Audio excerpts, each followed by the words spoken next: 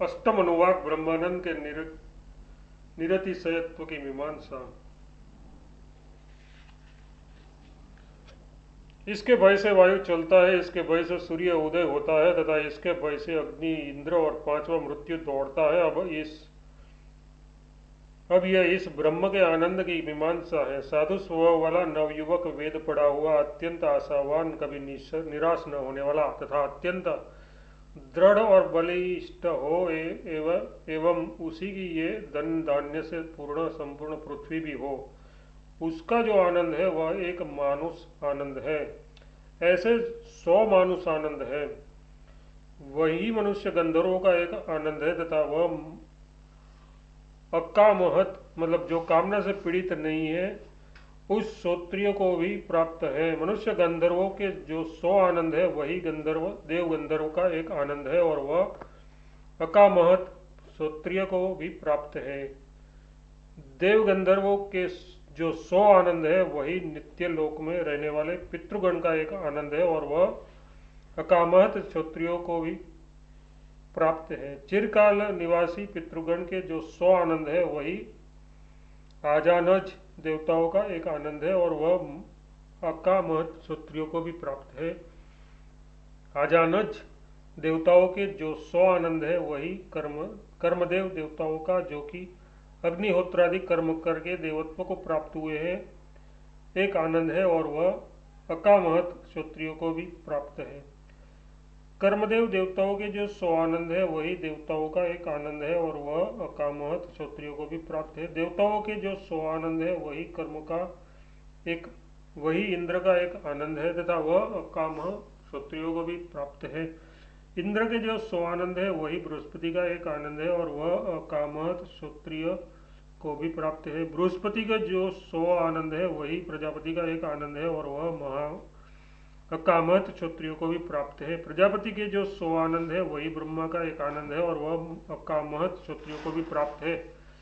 इसकी भांति यथार्थ भय से वायु चलता है, इसकी भीति से सूर्य उदित होता है और इसके भय से ही अग्नि, इंद्र तथा पांचवा मृत्यु तोड़ता है। वायु आदि देवगण परम पूजनीय और स्वयं समर्थ होने पर भी अत्यंत श्रम साध्य चलने आदि के कार्य में नियमानुसार प्रवृत्त हो रहे हैं। ये बात उसको कोई शासक होने पर भी संभव है, क्योंकि उनकी नियम से प्रवृत्ति होती है, इसलिए उसके भय का कारण और उन पर शासन करने वाला ब्रह्म है। जिस प्रकार राजा के भय से सेवक लोग अपने अपने कर्मों में लगे रहते हैं, उसी प्रकार वे इस ब्रह्म के भय से प्रवृत्त होते हैं। वह उनके भय का कारण ब्रह्म आनंद स्वरूप है। इस ब्रह्म के आनंद की ये मीमांसा विचारणा है। उस आनंद की क्या बात विचारणीय है, इस पर कहते हैं, क्या वह आनंद लौकिक मुख की भांति विषय और विषय को ग्रहण करने वाले के संबंध से होने वाला है अथवा स्वाभाविक ही है। इस प्रकार यही उस आनंद की मीमांसा है। उनमें जो लौकिक आनंद बाह्य और शारीरिक साधन संपत्ति के कारण उत्कृष्ट गिना जाता है, ब्रह्मानंद के ज्ञान के लिए यहाँ उसी का निर्देश किया जाता है।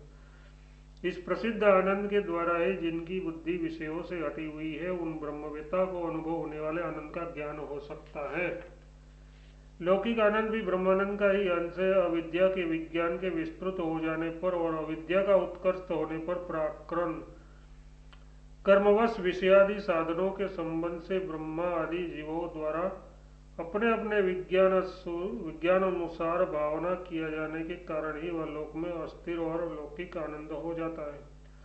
कामनाओं से पराभूत न होने वाले विद्वान क्षत्रियों को प्रत्यक्ष अनुभव होने वाला वह ब्रह्मानंद ही वह मनुष्य, गंधर्व आदि आगे आगे की भूमियों में हिरण्य गर्भ पर्यंत विद्या, कामना और कर्म का हास होने से उत्तरोत्तर 100 गुने उत्कर्ष से आविर्भूत होता है तथा विद्या द्वारा अविद्या जनित विषयी विभाग के निवृत्त हो जाने पर वह स्वाभाविक परिपूर्ण एक और अद्वितीय आनंद हो जाता है। इसी अर्थ को समझने के लिए श्रुति कहती है, जो युवा अर्थात पूर्व वयस्क साधु युवा अथवा जो साधु भी हो और युवा भी।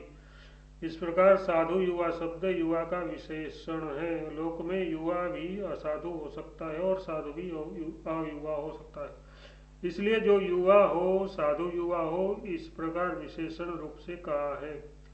तथा अध्यायक वेद पढ़ा हुआ, आशिष्ट, अत्यंत आशावान, दृढ़ दृढ़ित, अत्यंत दृढ़ और बलिष्ठ, अति बलवान हो, इस प्रकार जो इन आध्यात्मिक साधनों से संपन्न हो और उसी की ये धन से यथार्थ उपभोग के साधन से तथा लौकिक और पारलौकिक कर्म के साधन से संपन्न संपूर्ण पृथ्वी हो, यथार्थ जो राजा यानी पृथ्वीपति हो, उसका जो आनंद है वह एक मानुष आनंद यानी मनुष्यों का एक प्रकृष्ट आनंद है। ऐसे जो 100 मानुष आनंद है वही मनुष्य गंधर्वों का एक आनंद है। मानुष आनंद से मनुष्य गंधर्वों का आनंद 100 गुना उत्कृष्ट होता है, जो पहले मनुष्य होकर फिर कर्म और उपासना की विशेषता से गंधर्वत्व को प्राप्त हुए हैं, वे मानुष्य गंधर्व कहलाते हैं। वे अंतर्धान आदि की शक्ति से संपन्न तथा सूक्ष्म शरीर और इंद्रियों से युक्त होते हैं, इसलिए उन्हें शीतोष्णादि द्वंद्वों का थोड़ा प्रतिघात होता है तथा वे द्वंद्वों का सामना करने वाले सामर्थ्य और साधन से संपन्न होते हैं। अतः उस शीतोष्णादि द्वंद्व से प्रतिहत न होने वाले तथा उसका आधार होने पर उसका प्रतिकार करने में समर्थ मनुष्य गंधर्व को चित्त प्रसाद प्राप्त होता है और उस प्रसाद विशेष से उसके सुख विशेष की अभिव्यक्ति होती है। इस प्रकार पूर्व भूमि की अपेक्षा आगे की भूमि में प्रसाद की विशेषता होने से 100 गुणे आनंद का उत्कर्ष होना संभव ही है। आगे के सब वाक्यों से के साथ रहने वाला श्रोत्रिष्य काम चामास्य, ये वाक्य पहले मानुष आनंद के साथ इसलिए ग्रहण किया गया है कि विषय भोग और कामनाओं से व्याकुल न रहने वाले श्रोत्रिय के आनंद का उत्कर्ष मानुष आनंद की अपेक्षा 100 गुना यथार्थ मनुष्य गंधर्व के आनंद के तुल्य बतलाना है। श्रुति में साधु युवा और अध्यायक ये दो विशेषण सार्वभौम राजा का क्षत्रियत्व और निष्पापत्व प्रदर्शित करने के लिए ग्रहण किए जाते हैं। इन्हें आगे भी सबके साथ समान भाव से समझना चाहिए। विषय के उत्कर्ष और अपकर्ष के सुख का भी उत्कर्ष और अपकर्ष होता है, किंतु कामना रहित पुरुष के लिए सुख का उत्कर्ष या अपकर्ष हुआ नहीं करता। इसलिए अकामहत्व की विशेषता है और इससे अकामहत पद ग्रहण किया जाता है, अतः उससे विशिष्ट पुरुष के सुख का 100 गुना उत्कर्ष देखा जाता है। अतः अकामहत्व को परमानंद की प्राप्ति का साधन बताने के लिए अकामहत विशेष ग्रहण किया गया है और सबकी व्याख्या पहले की जा चुकी है। देव गंधर्व स्वजन्म से ही गंधर्व हो, चिरकाल लोका नाम चिरस्थायी लोक में रहने वाले ये पितृगण का विशेषण है। जिन पितृ का चिरस्थायी लोक है वे चिरकाल लोक कहे जाते हैं। आजान देवलोक का नाम है। उस अजान में जो उत्पन्न हुए हैं वे देवगण अजानन है, जो कि स्मार्थ विशेषण कर्म विषय के कारण देवस्थान में उत्पन्न हुए हैं। जो केवल अग्निहोत्रादि वैदिक कर्म से देव भाव को प्राप्त हुए हैं वे देव कर्म कहलाते हैं। जो 33 देवगण यज्ञ में आविर्भाग लेने वाले हैं वे ही यहाँ देव शब्द से कहे गए हैं। उनका स्वामी इंद्र है और इंद्र का गुरु बृहस्पति है। प्रजापति का अर्थ विराट है तथा त्रैलोक्य शरीरधारी ब्रह्मा है, जो समिष्ट व्यष्टि रूप और समस्त संसार मंडल में व्याप्त है। जहाँ ये आनंद के भेद एकता को प्राप्त होते हैं अर्थात एक ही गिने जाते हैं, तथा जहाँ उससे होने वाले धर्म एवं ज्ञान तथा त्रदिशयक अकामहत्व सबसे बड़े हुए हैं, वह ये हिरण्यगर्भ ही ब्रह्मा है।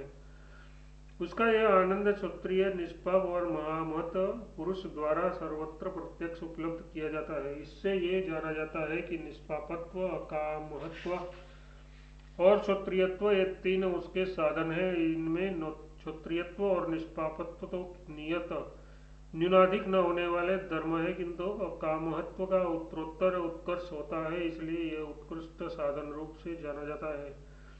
उस कामहत्व के प्रकर्ष से उपलब्ध होने वाला तथा क्षत्रिय को प्रत्यक्ष अनुभव होने वाला वह ब्रह्म का आनंद, जिस परमानंद की मात्रा अर्थात केवल एकदेश मात्र है, ऐसा कि इस आनंद के लेस से ही अन्य प्राणी जीवित रहते हैं, ये अन्य श्रुति से सिद्ध होता है। ये हिरण्यगर्भ का आनंद, जिसकी मात्राएं लेश मात्र आनंद समुद्र के जल की बूंदों के समान विभक्त हो पुनः उसमें एकत्व को प्राप्त हुई है, वही अद्वैत रूप होने से स्वाभाविक परमानंद है। इसमें आनंद और आनंदी का अभेद है।